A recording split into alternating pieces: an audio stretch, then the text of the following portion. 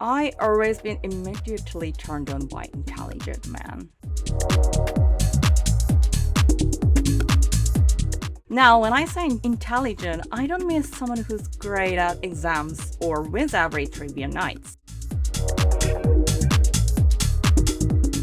People who see where the world is headed before everyone else and that actually change that direction. Those are the real disruptors, and that's so sexy. Of course, being good looking definitely helps, but that's not what we are talking about today. Today's company is the strategy behind some of the biggest disruptor in the AI era.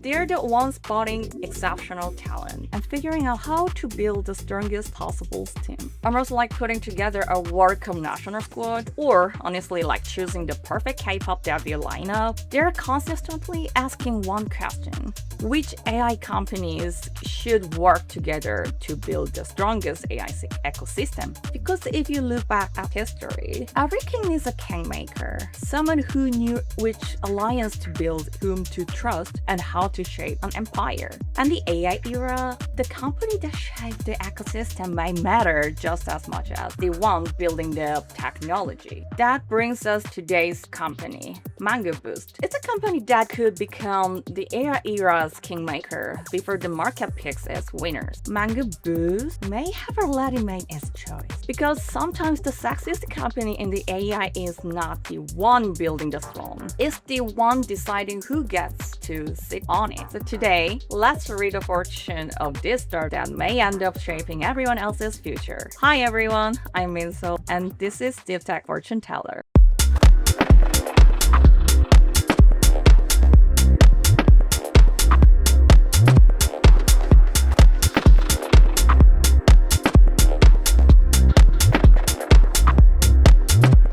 So what exactly does MangoBoost do? At first glance, it looks like another AI chip company, but that's actually missing the bigger picture. MangoBoost builds something called a DPU, or a data processing unit. Now, don't worry too much about the name. Here's a simple version. Inside an AI data center, GPUs are not the only one doing the work. There are also a lot of background jobs, moving data and managing storage, handling network traffic, running security, and keeping thousands of servers talking to each other. Those jobs may sound boring, but they can slow down the entire system. And that's the problem MangoBoost is trying to solve. Instead of making the GPU work harder, they help CPU work more efficiently by organizing those background tasks and routing them to a dedicated process, the DPU. So let's think of it like this. Imagine every employee in a company has to get approval from their manager before talking to the CEO. That creates a bottleneck.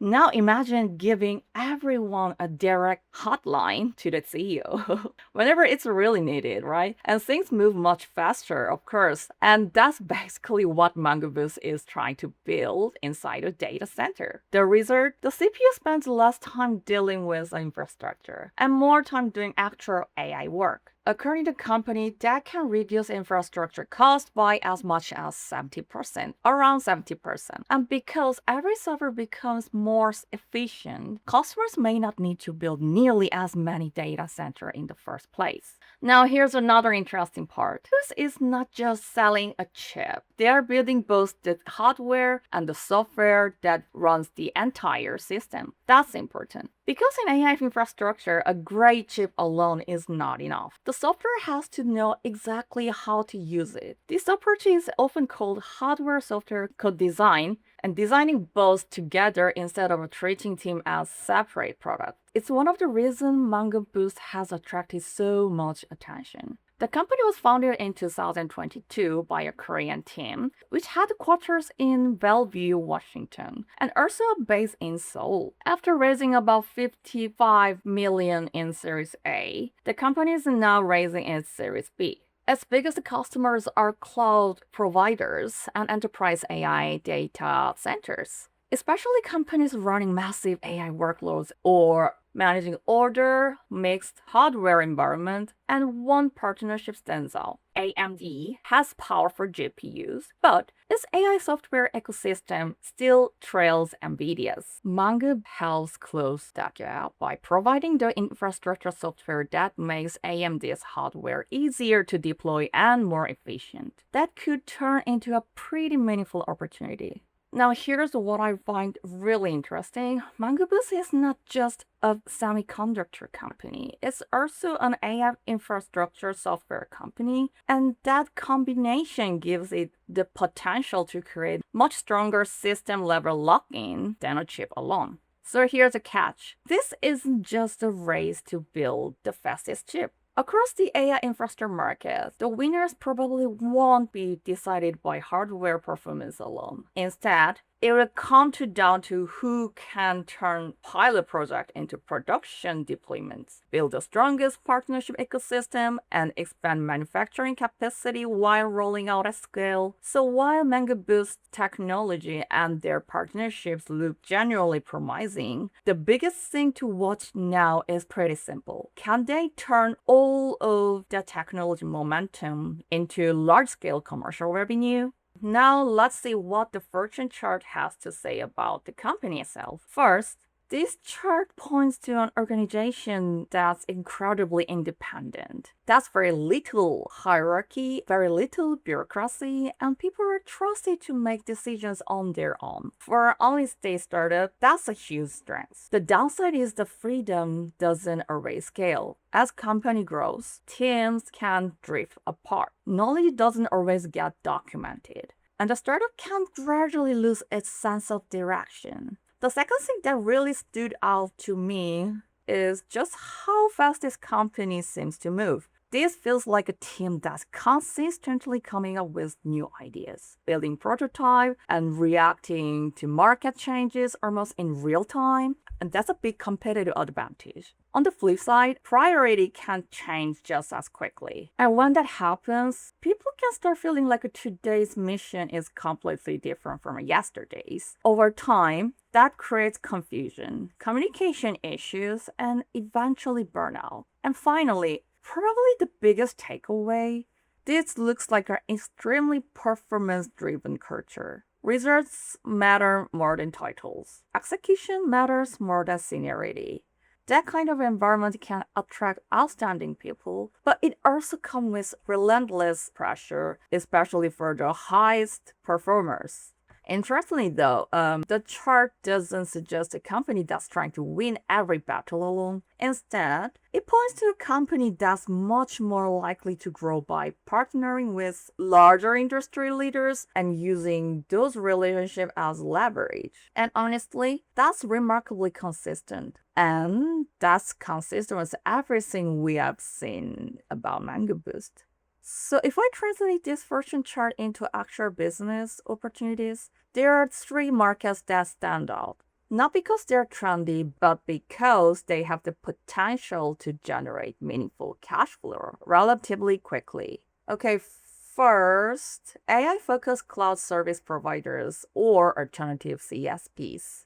This is probably the most obvious opportunity. Think of companies like CoreWeave or Lambdas. They are investing billions in GPUs, so naturally, they want to squeeze every bit of the performance out those systems. That's exactly where MangoBoost comes in. By offering both its DP hardware and infrastructure software as their complete solution, the company has a real chance to land large enterprise contracts. Second, high performance computing, HPC, and ultra low latency financial infrastructure. This may be a smaller market, but it's also one of the most profitable. Whether it's high frequency trading firms, global investment banks, or HPC centers running massive simulations, every microsecond matters, right? If MangoBoost can reduce latency even slightly better, if MangoBoost can reduce latency even slightly lower than that, customers in the markets are usually willing to pay a significant premium. And finally, next generation virtual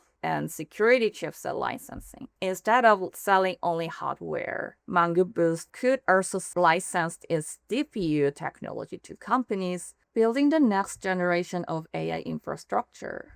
That creates a much more scalable business model.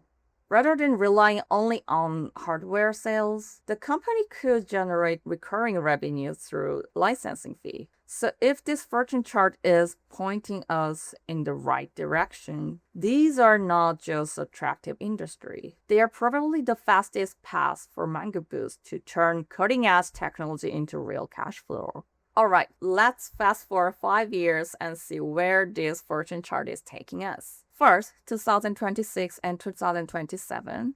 To me, this looks less like a growth pace and more like a proving ground. These are the years when MangoBoost has to convince the biggest players that its technology actually works at scale. I'm talking about big tech, large cloud providers, and strategic investors. This is when I would expect to see more POCs, more technical validation, and hopefully the first wave of meaningful commercial deals. Now, from 2028 and 2029, this is where things really start moving. If the first 2 years were about earning trust, these two are about turning that trust into growth. Production scales up, global expansion speed up, and the company starts showing up in a lot more AI infrastructure projects outside Korea. If everything's lined up, this is also when the valuation could move to a completely different level. And then we get to 2030. Well, honestly, this is the part caught my attention. Most people assume every startup wants to stay independent forever. I'm not sure that's what this chart is saying. What I see instead is a company becoming so strategically valuable that someone bigger decides to buy it. Maybe it's a major chip company. Maybe it's a global cloud providers. Either way, 2030 looks like a strongest window for an exit. Not because the company failed, but because it became too valuable to stay independent. And if that happens, everyone who helped build the company from the beginning could finally see the payoff. If I were looking at MangoBoost as investor, I actually wouldn't spend too much time asking. Like, is the technology good enough? To me, that's almost an easy part. The bigger questions are about implementation. First, the company can scale without losing control. Everything we've seen so far points to a team that's incredibly talented, but also extremely independent, maybe too independent. That's great when you're moving fast. It gets a lot harder once the company doubles or triples in size. So I would want to know a few things. Does everyone on the leadership team have clearly defined responsibilities? Is there a solid governance structure in place? And if a key engineer walked away tomorrow, the company still be protected, both legally and operationally? Second, they can actually deliver at scale. Building an impressive prototype is one thing. Manufacturing hardware and supporting enterprise customers around the world, that's a completely different challenge. So I'll be looking closely at their supply chain. Who are they manufacturing with? Do they have strong relationship with foundries? Can the engineering team keep up with customer requests while running multiple POCs at the same time? Because that's usually where deep tech startups get tested. And finally, what's the exit strategy? I don't think this looks like a company that's trying to become the next trillion-dollar platform. It looks more like a company creating technology that someone else will eventually want to own. According to the chart. So I would want to see a clear path towards strategic partnership, anchor customers, and ultimately potential acquirers. If those pieces are already falling into place, then the odds of successful M&A exit become much more compelling. Those are 3 things I would want to answer to before making an investment decision. So if the success scenario actually plays out, MangoBoost doesn't just end up as another AI infrastructure company. It becomes a Kingmaker. It's a company building some of the sharpest DPU technology out there, shaping parts of the AI ecosystem through strategic partnerships, and eventually exiting at a valuation that reflects that influence. Here's my personal read on this. I get the sense the founders already know exactly how valuable their position is. Maybe it's still early to say this, but if they do pull off a successful exit later, I wouldn't be surprised if some of the founders eventually end up in investing world. Because when I look at this company, it doesn't feel like a defender trying to hold on a lead. It feels like a striker, a team that's built to go after opportunities, move fast, and create exceptional outcomes. And honestly, that's not surprising. A lot of successful founders eventually become investors. They'll build something that works, they exit, and then they spend the next chapter backing the next generation of founders. In a way, that's the real kingmaker role, right? Not sitting on the throne yourself, but helping deciding who gets to sit on it next. So maybe the real question is not whether MangoBoost become a kingmaker or not, whether this is just the first kingdom they end up helping to build. Okay, thanks for listening to today's episode, and it was Minsel, and this is Deep Tech Fortune Teller. See you next week.